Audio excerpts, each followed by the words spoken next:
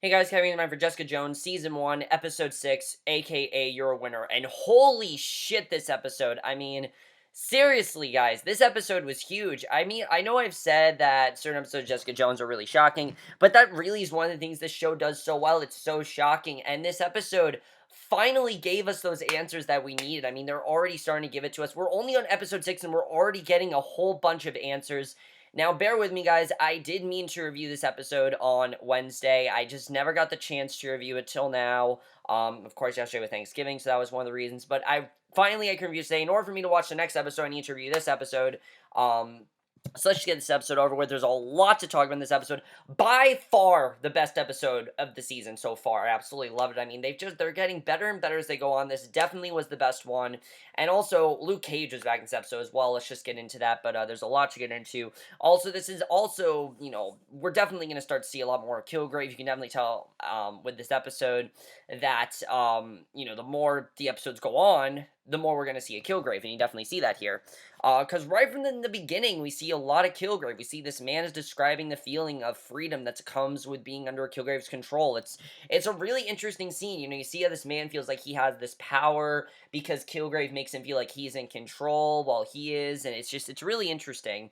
And you see this one scene with Kilgrave that is the first scene we've seen of him that, like, we've seen these little individual scenes with him here and there, like, him going to that family, him working with, Malcolm, of course, but this is, like, the first time we see all we need to see of Kilgrave. We see how menacing he is, we see how powerful he is, and we see how despicable he can be.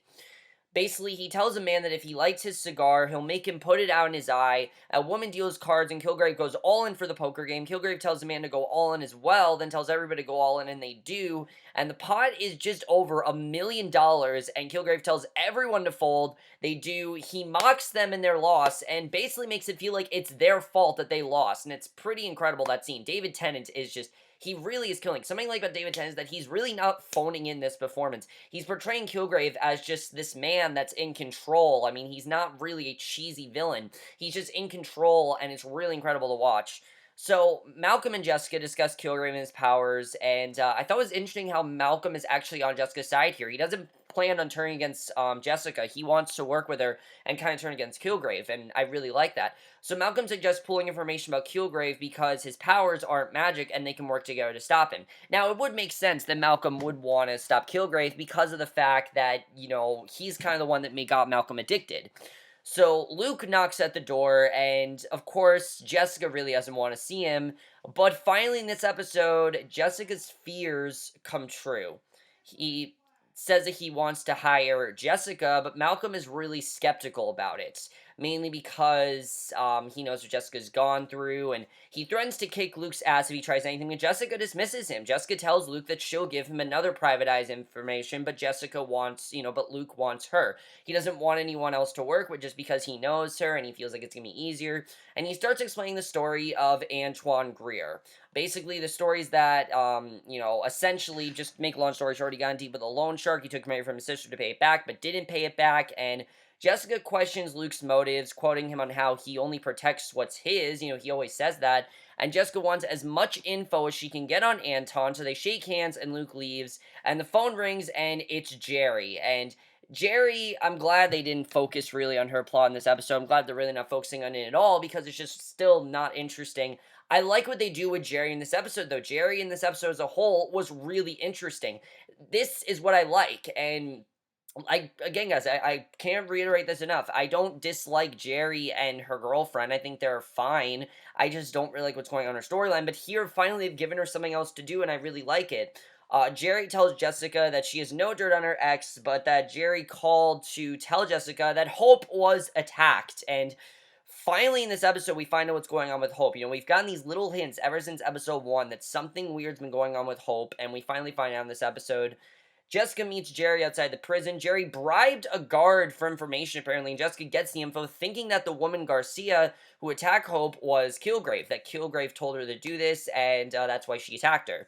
So Jerry leaves, Jessica goes inside the prison, Jessica meets Garcia in the visiting room, gives her money for the vending machine, and Jessica finds her there and pins her against it, threatening to take her hand off if she touches Hope again.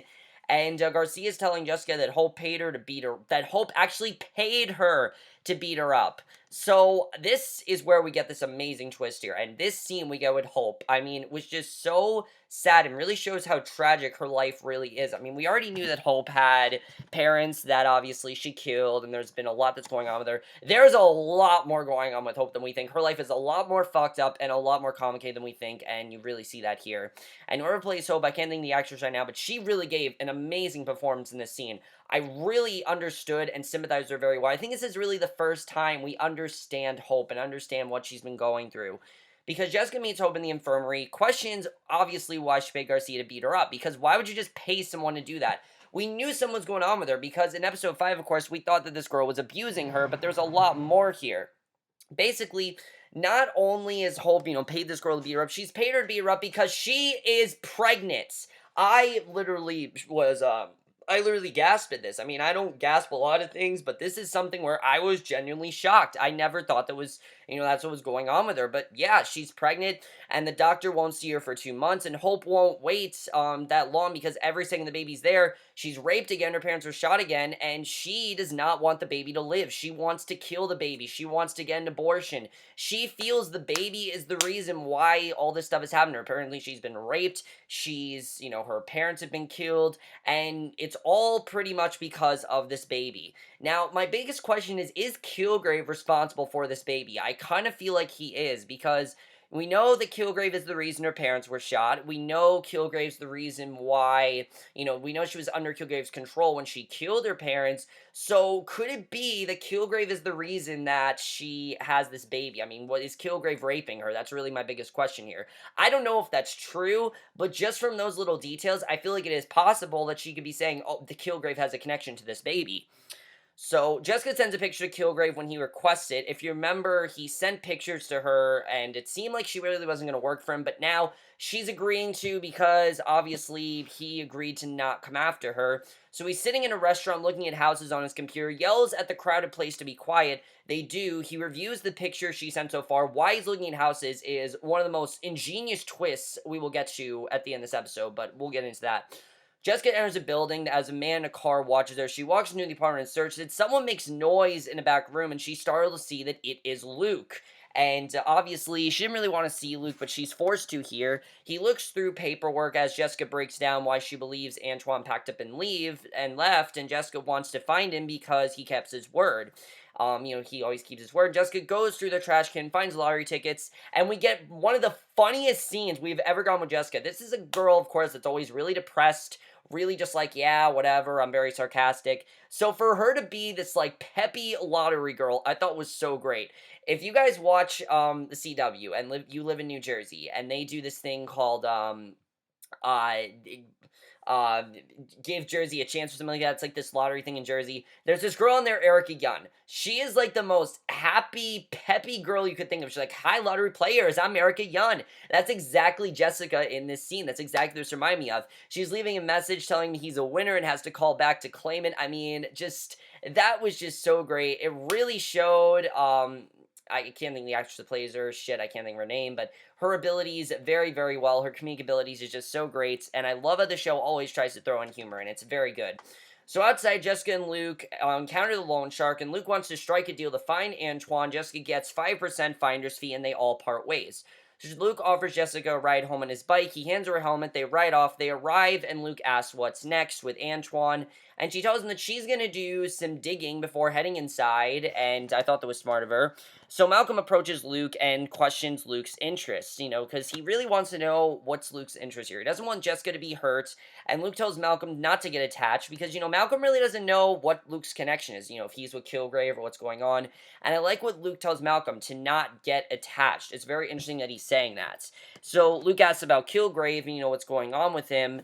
And Jessica then calls Jerry, asks to meet her at the prison tomorrow morning. Pam reveals that she wants to spend the rest of her life. Jerry revealed that she wanted to spend the rest of her life with Pam, her receptionist, and gives her a ring. And Pam insists that Jerry finalize her divorce first. And this is fine, honestly. I'm fine with this. The fact that Jerry didn't finalize her divorce, I think, is interesting. I didn't think that this was boring.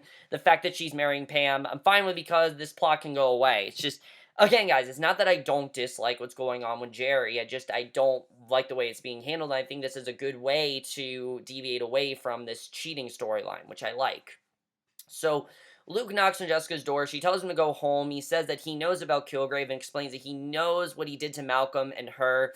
And you really see the compassion Luke has for Jessica here, because now he knows what's going on. You know, she's tried not to tell him too many details, obviously, because of what happened to his wife. It just wasn't a good idea. She just didn't want him to know, obviously, because of what's happened. And I love what he says to her here, but at the same time, it's quite tragic because of what eventually happens. He brings up how he shut her down when she tried to open up about it and thinks that's why she left, but she says it isn't, and he wants to make it right. She opens the door, tells him he can't make it right, and he didn't do anything wrong. She belittles herself and basically ignores what she's saying. He steps inside, he assures whatever happened, it was Kilgrave, not her. She kisses Luke passionately, and they have sex, and again, every time they meet up, they have sex. And the next morning, the two lay in bed together. Luke admires her and says he's just thinking. She puts a shirt on, but Luke poses for her and gets back in bed. He asks if she's going to go after Kilgrave and tells her that she doesn't have to do it alone, but she insists that she does because, again, he's going to find out about what she did to his wife, and she doesn't want him to find that out because clearly he doesn't know. So he says to say something, but he has to say something, but her phone rings and it's Antoine. She requests an address to deliver the Xbox today, and Jessica tells Luke that unless Antoine had a Puerto Rican accent, this was not Anton. This is clearly someone pretending to be him, and he must be in trouble. And Luke reveals he doesn't know Antoine or his sister, for who he claims to be keeping his word, all that well, and he's doing this to try to find proof of his wife's death not being an accident, which startles Jessica. And this is when things get insane, because now we're realizing that Luke is going to go after his wife's killer. You're thinking, oh shit, Jessica's going to have to come clean. And that's Jessica's biggest fear. She doesn't want Luke to know what she's done, obviously. This is the reason she's tried to steer clear of him, because she doesn't want him to know anything. So Jessica claims that the woman has no proof, she's just taking advantage of Luke's strength, and Luke tells her that after Riva died, his wife, we finally get named this episode Riva, he found an envelope with instructions to go to where Riva died. He did and dug where it said something was buried, and then we see a flashback, and we realize that Jessica, basically Jessica digs a hole with an axe, Riva's dead body. Kilgrave's looking on. Her hands are bloody. Jessica opens up a box with a small yellow USB drive inside of it. The three go outside. Kilgrave orders Jessica to take care of Riva, and it's really sad because, again, she was under Kilgrave's control. Kilgrave was the one that told her to do this, and you have to wonder why Kilgrave exactly did this. I mean, we still don't really know why he wanted her to do this. I'm pretty sure he did it just to kind of ruin her life or just control it. I'm not really sure exactly why he did this. I don't really feel like that's necessarily important, though, why he did it. I feel like what's more important is just the fact that it happened, and Jessica needs to deal with that. So Jessica is concerned about what proof the woman has, and Jessica rushes to the bathroom to send a picture of herself to Kilgrave because she doesn't want Kilgrave involved in this. Luke knocks on the door, he's leaving. Kilgrave responds that you're late, don't let it happen again. Jessica walks down the hallway, Malcolm compliments Luke, she tells him to now look out for her. Malcolm went to the support group, and Jessica says she isn't going to talk about her story because there's always someone who had it worse, and Malcolm tells her it isn't a competition. And that's true. I mean, it's not a competition, but she clearly doesn't want anyone to know her story. I've said this so much that Jessica doesn't want people to know what's going on with her. So Jessica gives Hope a pill, warns her of the side effects, and Hope doesn't hesitate to take it. She's now taking this pill. She wants to kill this baby, but I really feel like something bad's gonna happen to Hope. I mean, Jessica's saying, don't worry about the side effects. Something's gonna happen, definitely. So Jessica tells Jerry to stay with Hope, and in turn, she'll ensure that her ex signs the divorce papers. So I like the little agreement they have there. I definitely like that, and that's how you make this plot more interesting. It's just make it more of Jessica involved and less of a love triangle. I like it a lot more. So Kilgrave knocks on the man's door, compliments his home. The man questions what Kilgrave wants, and Kilgrave wants to buy the house, which is worth $600,000. I mean, it's not cheap. It's not cheap. So, you have to wonder why he wants it, and why he wants it is very interesting. I'll get into that. But Kilgrave starts to tell him that he wants to sell the house, but instead shows the man a bag of $1.2 million and offers it to the man for the home. He has a real estate agreement drawn up and tells him he has to be out of the house by end of the day tomorrow. So, it's very interesting. We don't really know why he's there. We find out why later. Why he's there is very interesting. I'll get into that, but just really interesting stuff there. So Jessica hurries to pursue Antoine. Luke shows up with coffee. They're both early. They spot their man, start to follow him. He's dropped off at a warehouse. They ride into the lot, and Luke says it's a good place to hold a guy prisoner. Jessica rips the lock off the door. They enter. They find a greenhouse growing weed, and Luke says "Sweet Christmas," his catchphrase. And a pair of guard dogs approach, and Luke takes over, saying sharp teeth is his kind of specialty. Their man walks out to yell at the dogs. Jessica grabs him, demanding information about Antoine. She throws him aside, finds Antoine organizing bags of weed, and she escorts him out, and the loan shark tries to cut them off. Jessica offers all the weed for her to keep Antoine, but he won't renegotiate for whatever reason. He's just not renegotiating here. And Jessica and Luke dispatch of all the loan shark's men, but the shark goes after Antoine. Luke grabs him, starts taking on 2 men. It looks like he might be in trouble, but he literally turns the tables and fights the men off. I mean, this was such an incredible scene. I love the scene here. And Jessica delivers Antoine to his sister Selena, and Jessica demanded that Selena give her word, what she promised Luke, and Luke enters and tells Jessica that I guess I should get used to you bailing me. He grabs a folder with the evidence in it, and Jessica tries to convince him to not open it, because it's going to have the footage of what happened. Now this is interesting, she's thinking, oh shit, this is gonna say that I did it.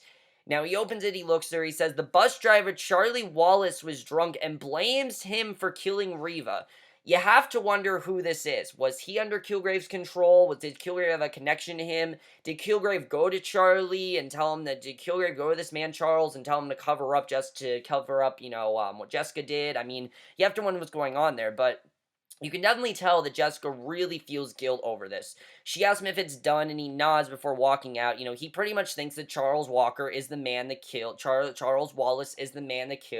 his wife. And Selena reveals to Jessica that Charles Wallace is still driving the same route because the MTA covered up the truth about the accident. So now you know that definitely it had nothing to do with Kilgrave. It was the MTA that did it. And I like that Kilgrave isn't doing everything. If Kilgrave was the forefront of everything, that'd be really predictable. So I like that there are certain instances where Kilgrave has nothing to do with it. It just shows that Kilgrave does have limits. He's not going to control everyone. That's not what he wants to do.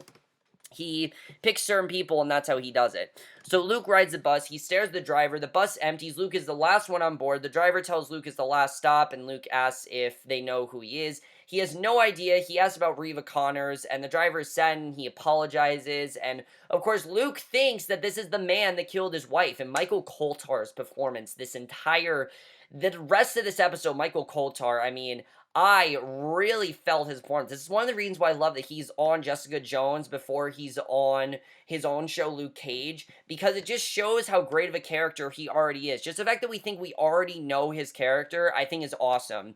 And Luke grabs him, throws him through the window. Jessica rushes to his aid, tells Luke he can't kill the driver. She tries to hold Luke back but free the bus driver, but Luke shoves her aside. The bus driver is able to make it away, and then we get the scene that we've all been dreading. I knew it was coming. I knew it was coming at some point. I didn't think it would happen this early, but it happens in this episode. And, of course, I didn't think that Luke was going to be, I didn't think that she'd keep this secret for long. The second that Luke popped up, I'm like, oh shit, they're going to have to deal with this. And then, of course, it happens in this episode. And I was wondering what she was going to do. Was she going to lie and accuse on someone else? Was she going to say that it was Kilgrave that did it? I really wasn't sure what she was going to do here.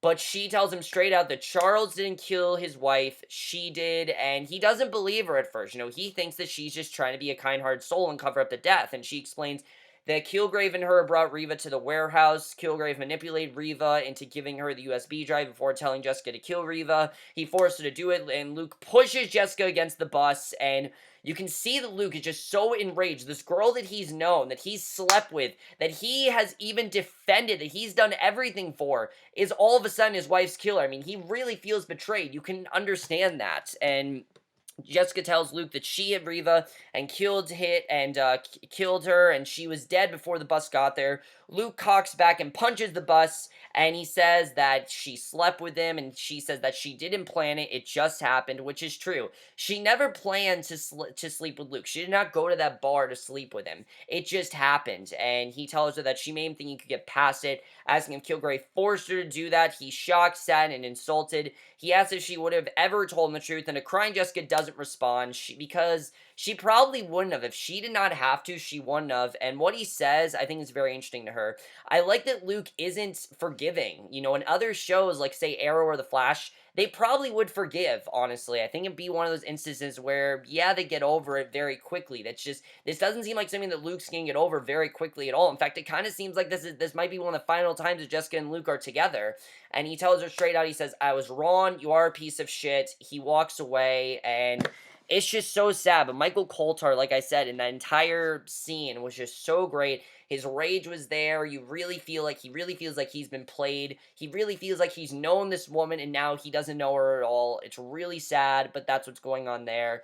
I really felt bad for Jessica in this scene. This is something she's never wanted to tell him. This is something that she feared of. It's the worst thing that she could have done, but she really had no choice. I mean, he needed to know the truth. She couldn't hold back anymore, and I think Jessica knew that, and I think that's the reason why Jessica was the most upset, was even more upset than she was, was upset as she was when she told him, because she just had to get it out. She couldn't hold it in anymore. She needed to get out how she felt, and that's why she told him the truth. I thought it was very sad, but she had to do it. So, Malcolm talks to the support group about his problems stemming from Kilgrave. The problems make him question himself and who he really is. Hope is struggling in her bed. Jerry gives the nurse a request to collect the dead fetus and deliver it to her office, and they've killed the baby. So they've killed the baby. Hope is not pregnant anymore, and I felt really bad for Hope, because obviously I think she would have wanted this baby if she had not been raped, but again, we don't know. Did Kilgrave rape her? Who did this to her? We still don't know what's going on there, and I like not knowing because it makes me more interested in her character, and I think they've really made Hope a more interesting character this way. So, Hope's baby is dead, but it seems like something bad is going on with her. We don't really know what's going to happen there. Jessica then recites the street name which she grew up on over a bottle of whiskey in her empty apartment, and we realize what's going on here, which I love. The ending to this episode was so shocking. I didn't see it coming at all. I absolutely loved it. They didn't. What I love about this is that they've been building up these 4 words.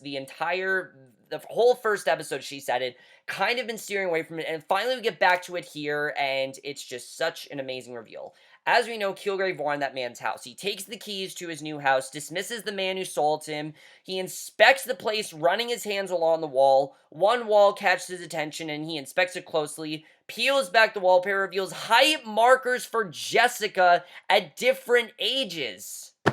So this is really interesting how he knew this. You have to assume that, we then realize here that this is the house she grew up in. Higgins Drive, Birch Street is her house that she grew up in. Somehow Kilgrave knows this, and that's how the episode ends. My biggest thing here, though, is what the hell? I mean, I thought that Kilgrave met her when she was like 20-something.